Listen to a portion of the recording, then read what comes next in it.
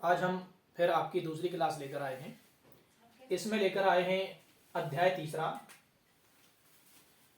तीसरा है और यूनिट दूसरी है। इस यूनिट दूसरी में 2 अध्याय हैं, एक विश्व जनसंख्या और एक मानव विकास। ये हमारी 2 यूनिट है, 2 अध्याय हैं दूसरी यूनिट में, और पहली यूनिट हमने आपको कंप्लीट कराई है। इसके बाद प्रश्न दिया हुआ है, सही विकल्प चुनकर के लिखिए। सबसे पहले प्रश्न दिया हुआ है कि सही विकल्प चुनकर के लिखिए। अब इसमें इस प्रकार पेपर में आएगा कि सही विकल्प चुनकर के लिखिए। फिर प्रश्न दिया हुआ है, इसमें प्रश्न दिया है निम्नलिखित में से कौन सा विकास का सर्वोत्तम वर्णन करता है। मतलब सर्वोत्तम वर्णन करता है विकास का। जो हमारी विकास है, मानव की विकास की अवधारणा है, वो क्या सर्वोत्तम विकास करता है, क्या उसका विकास है। तो इसमें दिया हुआ है आकार में वृद्धि। बिल्कुल भैया, कभी नहीं आकार में वृद्धि होने से हमारा विकास होगा। आकार में वृद्धि होने से कभी विकास नहीं होगा। फिर दिया है आकार में स्थिरता, आकार में स्थिरता से भी नहीं होगा। फिर इसके बाद दिया हुआ है गुण में साधारण परिवर्तन। अब हमारे गुण में अगर साधारण परिवर्तन हो जाए तो थोड़ा बहुत विकास हुए, ज्यादा विकास नहीं हो पाएगा। अब जब विकास नहीं हो पाएगा तो क्या है, ये भी हमारा कैसा है, ये गलत है, ये भी नहीं हो पाएगा। क्या होगा, अब फिर दिया हुआ है कि गुण में धनात्मक परिवर्तन। अगर गुण में, हमारे गुणों में परिवर्तन आ जाए, धनात्मक मतलब जुड़ जाए और परिवर्तन हो जाए, तो क्या हो जाएगा, ये हमारा राइट आंसर होगा। तो मानव विकास में क्या कर पाएंगे, सर्वोत्तम वर्णन कर पाएंगे। किसके द्वारा, धनात्मक परिवर्तन के द्वारा। फिर प्रश्न दिया हुआ है दूसरा, मानव विकास की अवधारणा निम्नलिखित में से किस विद्वान की देन है। तो देखिए भैया, जो मानव विकास की अवधारणा है, मानव विकास की अवधारणा निम्नलिखित में से किस विद्वान की देन है। मतलब मानव के विकास की जो अवधारणा है, कौन से विद्वान ने कहा है, किस विद्वान ने कहा है। अब देखिए भैया, अमर्त्य सेन ने नहीं कहा। अमर्त्य सेन ने कभी विचार नहीं किया कि मानव का विकास हो जाए। एलन सी सैमुअल महोदय ने नहीं कहा, क्योंकि इनने तो क्या कहा है कि पृथ्वी के परिवर्तनशील मानव का अध्ययन ही मानव भूगोल है, तो इनने भी नहीं कही। फिर इसके बाद दिया है फ्रेडरिक रेडजेल। तो रेडजेल ने भी नहीं कहा है कि मानव का विकास किया जाए। किसने कहा है, डॉक्टर महबूब उल हक ने। ये हमारा राइट आंसर है। किसने कहा है, डॉक्टर उल हक महबूब। ये हमारा राइट आंसर रहेगा।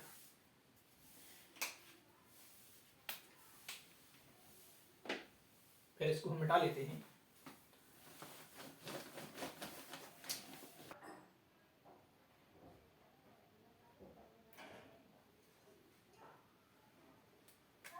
फिर इसके बाद प्रश्न तीसरा दिया है कि निम्नलिखित में से कौन सा मानव विकास वाला देश नहीं। अब फिर प्रश्न तीसरा दिया है, मानव विकास वाला देश नहीं। तो देखो भैया, मानव विकास वाला देश नॉर्वे बिल्कुल है, ये हमारा राइट आंसर रहेगा। अर्जेंटीना है, ये हमारा राइट आंसर रहेगा। जापान भी है, ये हमारा गलत आंसर रहेगा।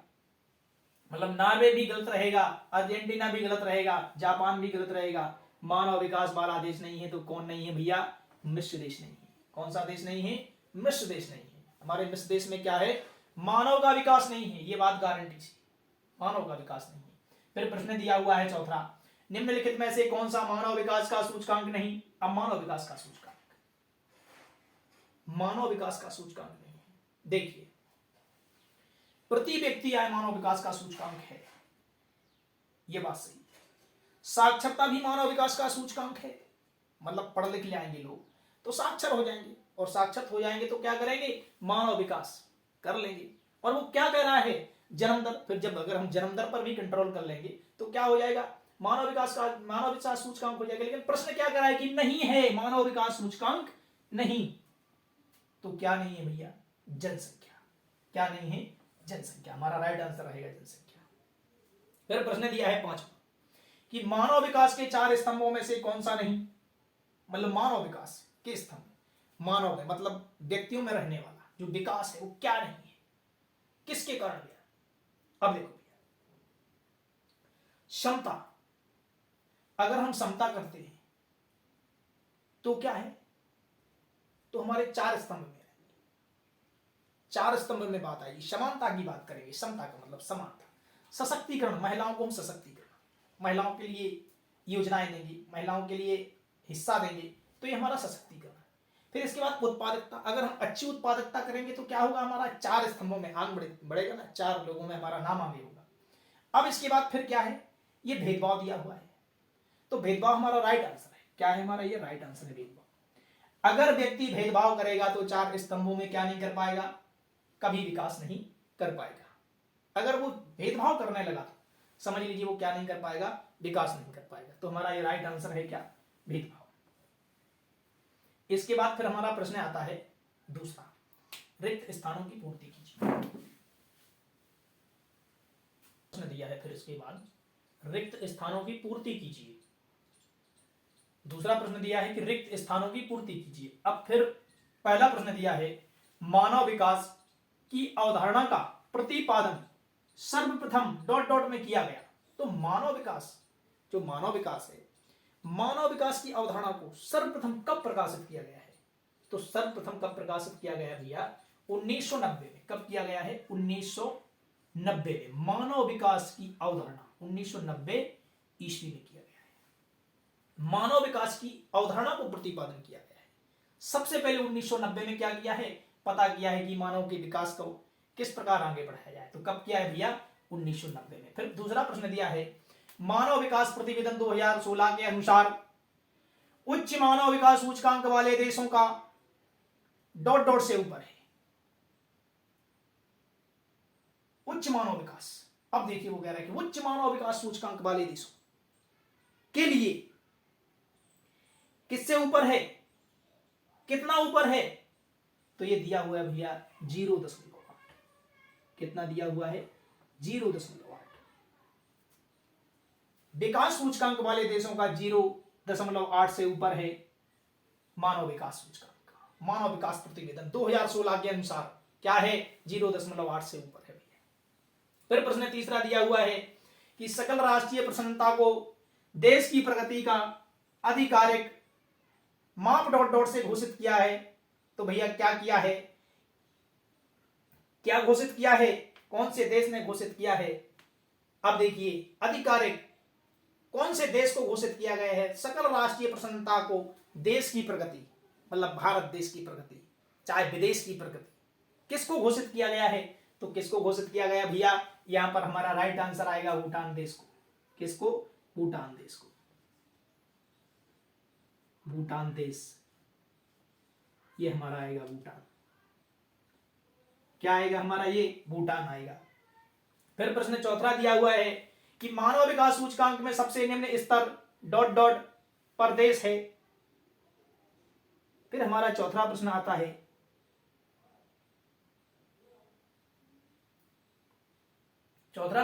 फिर कि मानव विकास सूचकांक में सबसे निम्न स्तर डॉट डॉट पर देश है। तो क्या है, इसमें हमारा राइट आंसर आएगा क्या, सेंट्रल अफ्रीका रिपब्लिक। कौन सा देश है, सेंट्रल अफ्रीका रिपब्लिक। भैया हम यहां पर लिख रहे हैं इसको सेंट्रल, इसको थोड़ा सा मिटा रहे हैं,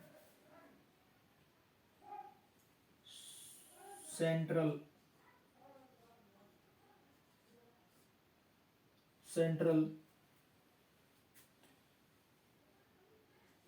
अफ्रीका रिपब्लिक।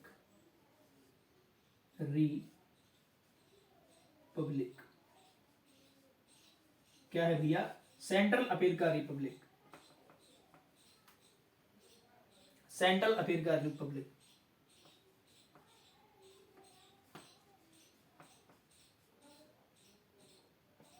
सेंट्रल अफ्रीका हमारा ये रिपब्लिक है।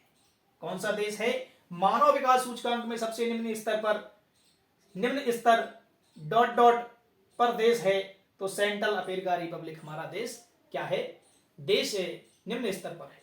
अब फिर प्रश्न दिया हुआ है कि मानवीय विकास सूचकांक के डॉट डॉट मूल आधार हैं। तो मानवीय विकास सूचकांक की मानव का सूचित करने के लाने, मानव को विकास करने के लाने मानव विकास सूचकांक के लिए कितने आधार हैं, तो हमारे ये 3 आधार हैं। कितने आधार हैं, 3 आधार हैं। ये हमारे 3 आधार हैं।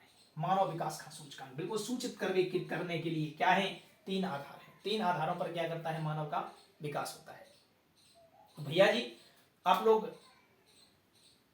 जैसे ही हमारी क्लास में जुड़ते हैं तो आप कॉपी और फेयर लेकर के जरूर बैठें। इसलिए बैठें कि हम आपको बताते चलें और आप उसको लिखते चलें, और लिखने के बाद याद करिएगा, क्योंकि भैया हम आपके सिलेबस से पढ़ा रहे हैं, कहीं हम बाहर से नहीं पढ़ा रहे हैं, क्योंकि यही 100% आना है, इसी में से आना है, कहीं बाहर से नहीं आना है, क्योंकि हम आपकी कक्षा 12वीं की किताब से पढ़ा रहे हैं, हम अदरवाइज बाहर से नहीं पढ़ा रहे हैं, इसलिए आपके यही प्रश्न आना है, जो हम पढ़ा रहे हैं यही आना है, सिर्फ आप पढ़ते रहिए। देखिए फिर इसके बाद आता है एक वाक्य में उत्तर दीजिए, तो हम इसको मिटा लेते हैं।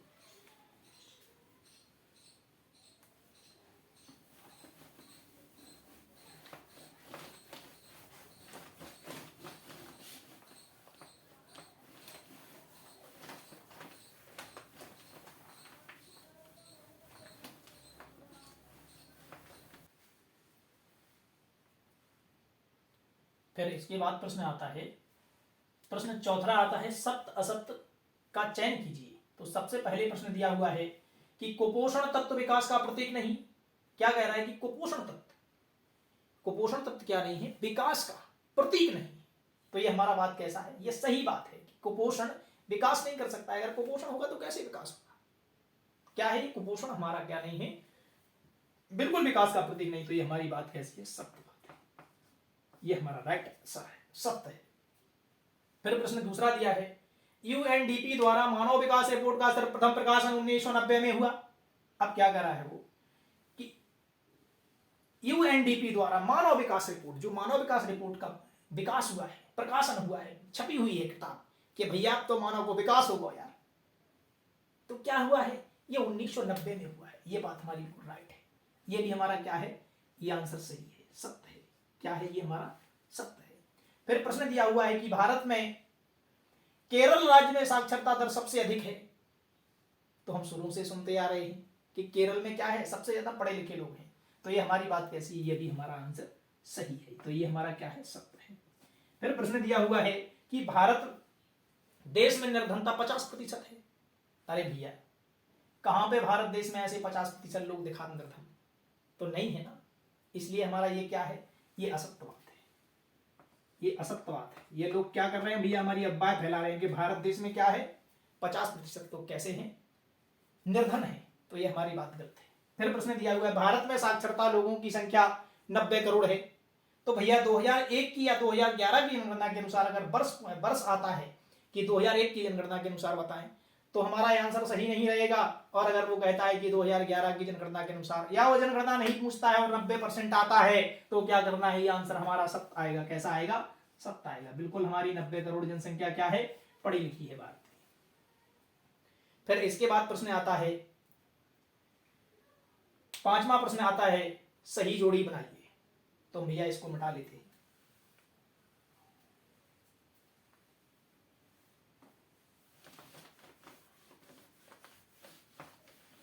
पांचवा प्रश्न दिया है, सही जोड़ी बनाइए। अब देखिए भैया, सबसे पहले जोड़ी दीजिए उच्च मानव विकास सूचकांक।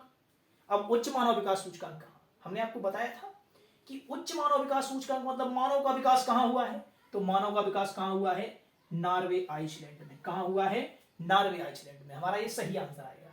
क्या आएगा इसके सामने, नॉर्वे आएगा। फिर प्रश्न दूसरा, फिर दूसरी जोड़ी दी हुई है, निम्न मानव विकास सूचकांक। अब निम्न मानव विकास सूचकांक कितने, निम्न विकास मानव सूचकांक को मतलब हो कि ना ज्यादा और ना कम।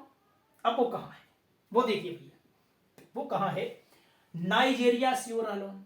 कहां है भैया, नाइजीरिया सियरा लोन में। ये कहां है, जो नाइजीरिया है, इस नाइजीरिया सियरा लोन में है। फिर दिया हुआ है क्षमता उपागम। क्षमता उपागम की परिभाषा किसने दी है भैया, क्षमता उपागम के जनक कौन माने जाते हैं। तो ये कौन माने जाते हैं, प्रोफेसर अमर्त्य सेन। कौन माने जाते हैं, प्रोफेसर अमर्त्य सेन।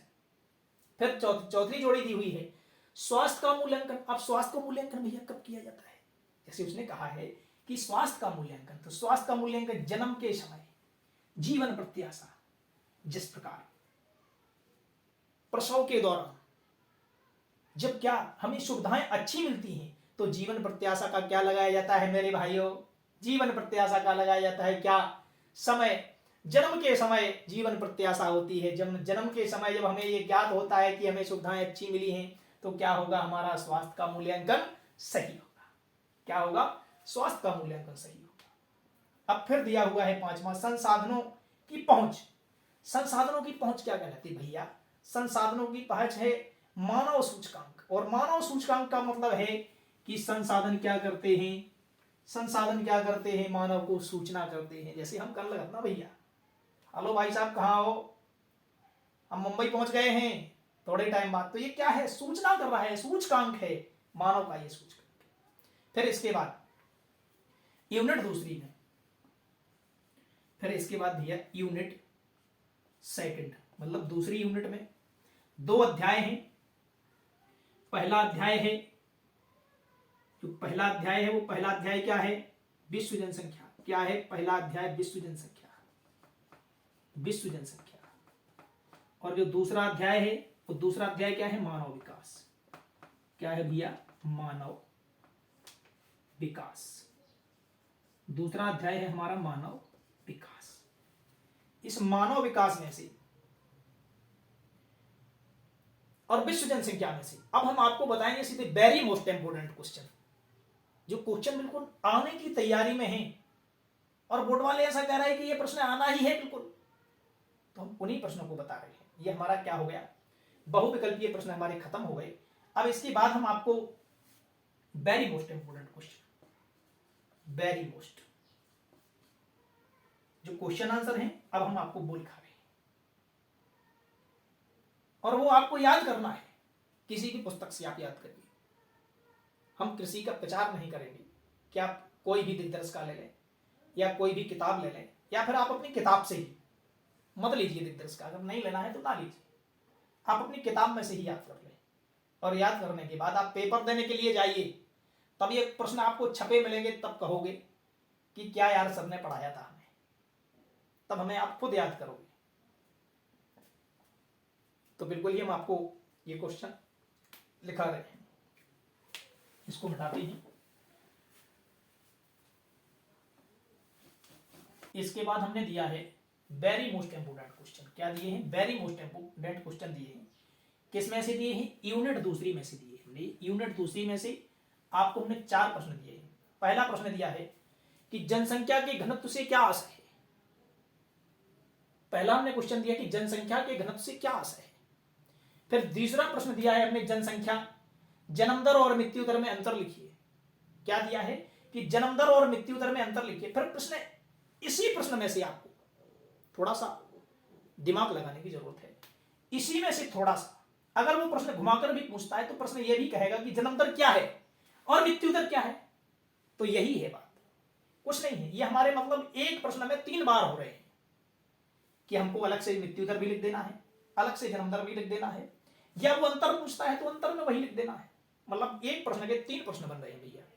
फिर प्रश्न दिया हुआ है कि जनसंख्या घनत्व को प्रभावित करने वाले भौगोलिक कारक लिखिए या कारक लिखिए। तो आपको क्या करना है, जनसंख्या घनत्व को जो प्रभावित करने वाले कारक हैं ये बताना है। फिर प्रश्न हमारा चौथा दिया है मानव विकास के 4 प्रमुख घटकों के नाम लिखिए कि मानव विकास के, मानव को विकास करने वाले कौन कौन से घटक हैं। तो ये भैया जो 4 प्रश्न दिए हैं ये बिल्कुल पेपर में आने के लिए, क्योंकि हमने आपकी किताब में से मोस्ट दिए। जो विद्यार्थी ऐसा लगता है कि हम पढ़ नहीं पा रहे हैं, ज्यादा हमारे भूगोल में है, तो आप बिल्कुल ज्यादा की चिंता ना करिए। हमने आपको मोस्ट दिया है, वेरी मोस्ट दिया है।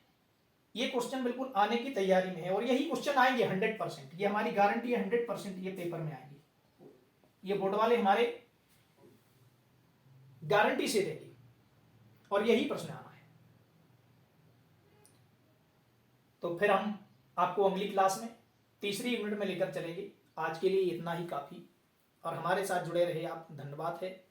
और आप हमारे channel art and agriculture coaching centre Khargapur के चैनल को सब्सक्राइब कर लें, इसके नाम से बना हुआ है।